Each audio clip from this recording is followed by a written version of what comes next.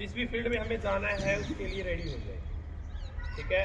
और आप 11th-12th में आते हैं तो वो कम हो जाते हैं, 12th के बाद फिर और भी कम हो जाते हैं, फिर ग्रेजुएशन के बाद और कम हो जाते हैं, मास्टर डिग्री के बाद और भी कम हो जाते हैं, ऐसे धीरे धीरे करके कम होते जाते हैं अपने सब्जेक्ट्स। तो बेटे मैं एक पौधे का उदाहरण दूंगा तुम्हें। हमारी लाइफ है एक पौधे की तरह है। हमने एक पौधा लगाया, बच्चा जो है नर्सरी क्लास में पढ़ता है, उससे वो बड़े होता आया है, हम उसको इतने समय से सिंचाई करते आए हैं, वो पौधा थोड़ा बड़ा हो गया है, 9th-10th में आके वो थोड़ा बड़ा हो गया है, इतना बड़ा कि अभी उसे फल लगने स्टार्ट नहीं हुए। मान लीजिए कि यही पौधा है, इसको फल लगने स्टार्ट नहीं हुए हैं, 2 साल बाद इसको फल लगने हैं। हम 9 साल तक उसकी केयर करते आए हैं। 9th क्लास में इस बात का कारोबार, हमारी ड्यूटी लगाई गई है कि इस पौधे की देखभाल करनी है। अगर कोई सिचुएशन ऐसी आती है कि इस पौधे के सारे पत्ते गिर जाते हैं, अब वो सिचुएशन भी बताऊंगा आपको, इस पौधे के सारे पत्ते गिर जाते हैं तो ये पौधा जो है अपना खाना नहीं बना पाए। सबको पता है इस बात का, बचपन में सीखा है हमने कि पत्तों से ही खाना बनाते हैं, जो पौधे होते हैं धूप में अपना खाना बनाते हैं ये, और हमें ऑक्सीजन भी मिलती है बेटा इनसे। तो अगर ये पत्ते गिरेंगे कैसे? जैसे आप समझते हो आंधी तूफान आया, ज्यादा तेज बारिश हुई, या किसी ने किसी भी कोई चीज के साथ में इसको मारा और इसके पत्ते गिरा दिए, ऐसे ही होता है। ऐसे हमारे जीवन की 9th-10th क्लास में जो हमारा हार्मोनिकल चेंजमेंट होता है, उसके पत्ते कैसे गिरते हैं, बुद्धि कैसे खराब होती है, कैसे वो पौधा खराब होता है। आजकल आया हुआ है मोबाइल फोन, उसका हम यूज करते हैं, पौधा वो बिल्कुल ऐसे ही है, पत्ते सभी के पास में है, सभी की बुद्धि अच्छी है, सारे सब्जेक्ट्स हैं सबके पास, सारे समझ आ रहे थे 8th-9th तक तो। लेकिन हुआ क्या, उस समय पे जो आपके हार्मोन्स चेंज हुए, उसमें आपने अपना प्लेटफॉर्म मोबाइल फोन को दिया, अपना मैक्सिमम समय मोबाइल फोन को दिया। और आपने मोबाइल फोन को समय दिया तो हमारे ब्रेन के अंदर जो चेंजेस होते हैं, अपने एक्टिव जो होते हैं, वो कुछ चीजों को लेके ज्यादा एक्टिव होते हैं। समझ में आया? मान लो पेट्रोल है, पेट्रोल को अगर आप आग लगाओगे तो वो जल्दी आग पकड़ लेगा। इतना एक्टिव होते हैं अपने माइंड के, अपनी बॉडी के हार्मोन्स, मोबाइल फोन को जल्दी कैच करते हैं और हमें मजा आता है, आनंद आता है। लेकिन बेटे ऐसा करने से अपने सारे पत्ते झड़ रहे हैं। समझ में आ रही है बात? ऐसा करने से सारे पत्ते जो हैं अपने वो झड़ रहे हैं। आप बच्चों को एक बात पता है कि रवि सर को ग्रुप में कोई बच्चा ऐड करना हो तो वो नहीं आता, पता है ना? अगर ये इतनी ही अच्छी चीज होती तो मुझे मोबाइल फोन पूरा नहीं आता क्या? समझ में आ रहे हैं? यहाँ खड़े होके बोलना आता है, आपको पढ़ाना आता है। अगर वो चीजें इतनी अच्छी ही होती, इस मोबाइल फोन के अंदर कुछ फेसबुक भी देखा किसी ने? मैं फेसबुक पे, अगर वो इतनी अच्छी चीज होती तो मैं उसके ऊपर मिलता, सारे काम करता, मैं भी, मुझे भी नॉलेज होती इसकी, लेकिन नहीं है। समझ रहे हो मेरी बात को? क्योंकि मुझे पता है कि इसका नुकसान ज्यादा है। बेनिफिट क्या है आपको पता है, गूगल है, आप यूट्यूब पे लेक्चर देख सकते हैं, अच्छे भजन सुन सकते हैं, मनोरंजन कर सकते हैं कुछ समय। लेकिन अभी वो उम्र है नहीं, इस पेड़ की अभी वो उम्र नहीं है कि ये फल देने लग जाए। समझ में आ रहा है ना? तो अभी मैं ये समझाना चाह रहा हूँ, फोन यूज करना इसका मतलब क्या है, अपने पेड़ के पत्तों को झाड़ना है। आपका किसी न किसी सब्जेक्ट में त्रुटि आएगी। और सबसे ज्यादा मैंने अध्ययन किया है, मैंने पढ़ा है, देखा है, सबसे ज्यादा अपनी बुद्धि पे असर पड़ता है। हम कॉन्सेंट्रेट होकर कोई भी काम नहीं कर पाते। समझ रहे हो? जैसे अगर तुम ये सोचो कि मैं प्रेयर करूं और प्रेयर करते समय मेरे माइंड में कोई भी बात ना आए, तो वो बात किस वजह से आती है? हमारी बुद्धि जो होती है, हमारा प्लेटफॉर्म जो होता है, वो डाइवर्ट हो चुका होता है इधर उधर मोबाइल फोन्स की वजह से। मेरे को सबसे ज्यादा मोबाइल फोन्स की वजह से डिस्ट्रैक्शन लगता है। समझ रहे हो इस बात को? अब कुछ बच्चे ऐसे भी है कि सर हमें इससे निकलना है बाहर, अब तक हो गया जो हो गया, लेकिन हमें इससे बाहर निकलना है। वो कैसे निकला जाए? जैसे आप प्रेयर करते हो ना, तो खुद की आवाज खुद सुनो। मैं भी बोल रहा हूं, मेरी आवाज में सुन रहा हूं। हमेशा जब मैं बोलता हूं तो मेरी आवाज में खुद सुनता हूं। अगर आप खुद की आवाज खुद सुनोगे, वही मेडिटेशन होता है। मन में बैठ के अगर आपने किसी प्रेयर का, भगवान के नाम का उच्चारण किया और उस उच्चारण पर आपका ध्यान है, आप सुन रहे हो, ध्यान है तभी तो सुनोगे। अब जैसे वो फोन पे बात करते हुए जा रहे हैं, उनका ध्यान इधर नहीं है, तो उनको नहीं पता मैं क्या बोल रहा हूं।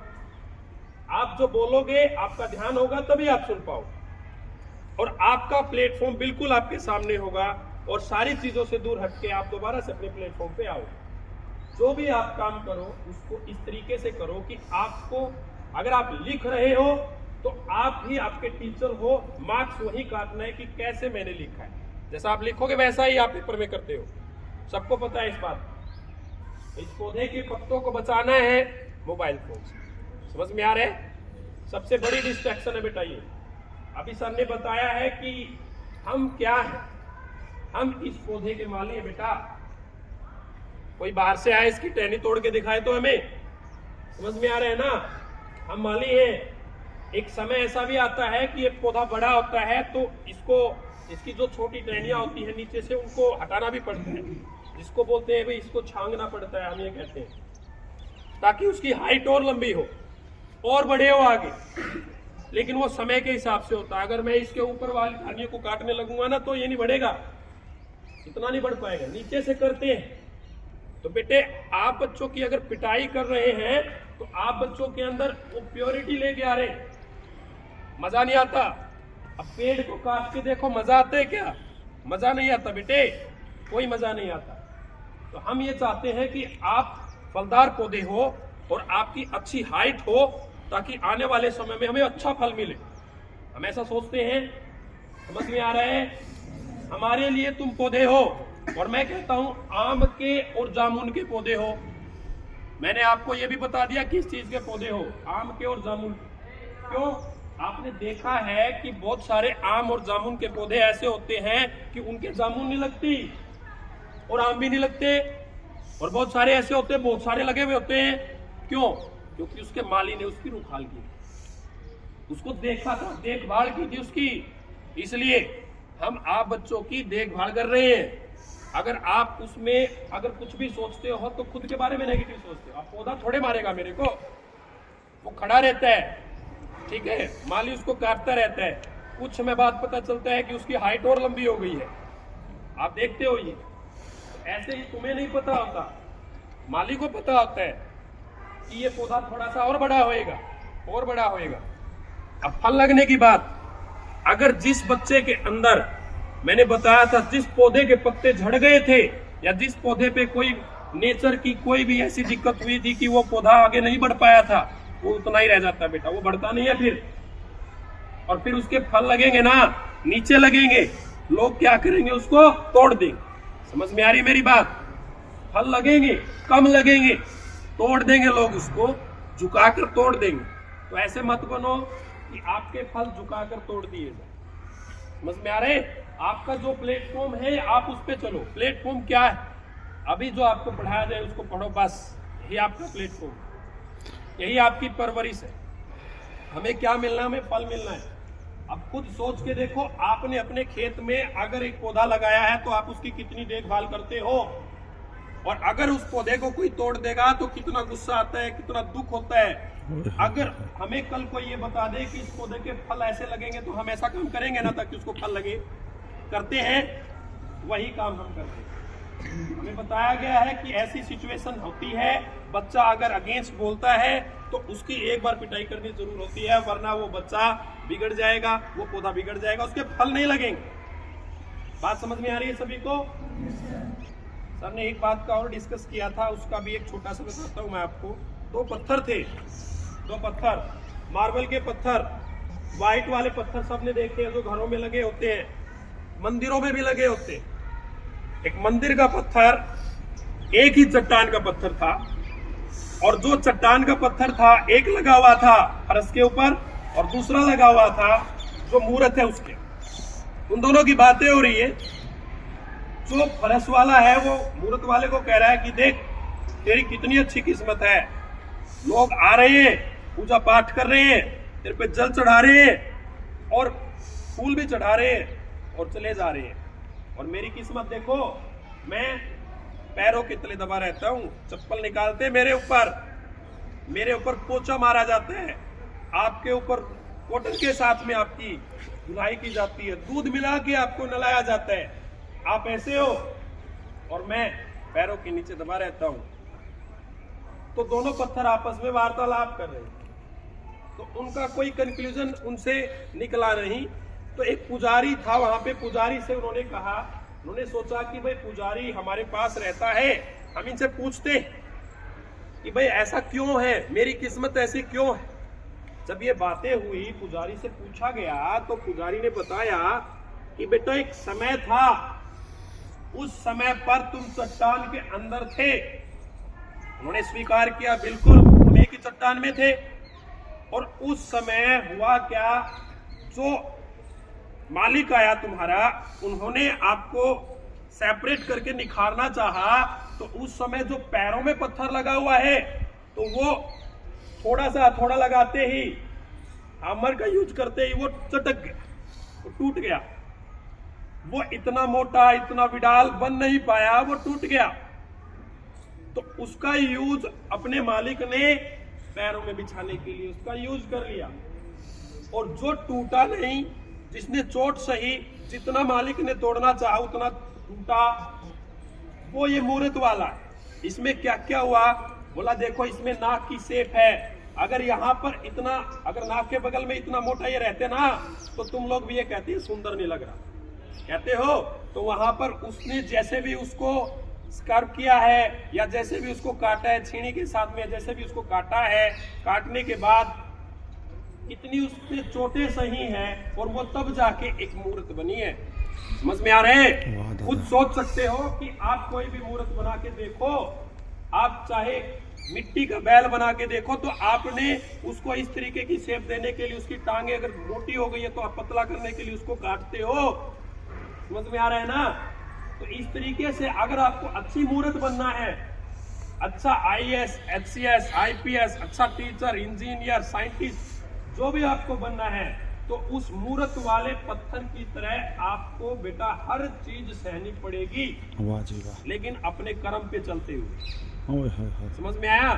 टीचर खुश होके पिटाई उसकी करता है जो बच्चा पढ़ के आता है और एक दिन पढ़ के नहीं आया, उसके अंदर एक छोटी सी, उस मूर्त में एक छोटी सी त्रुटि थी कि उसकी नाक पे वो मोटा था नाक से, और बाकी सारा ठीक था, तो वो खुश होके उस नाक को ठीक करेगा कि नहीं?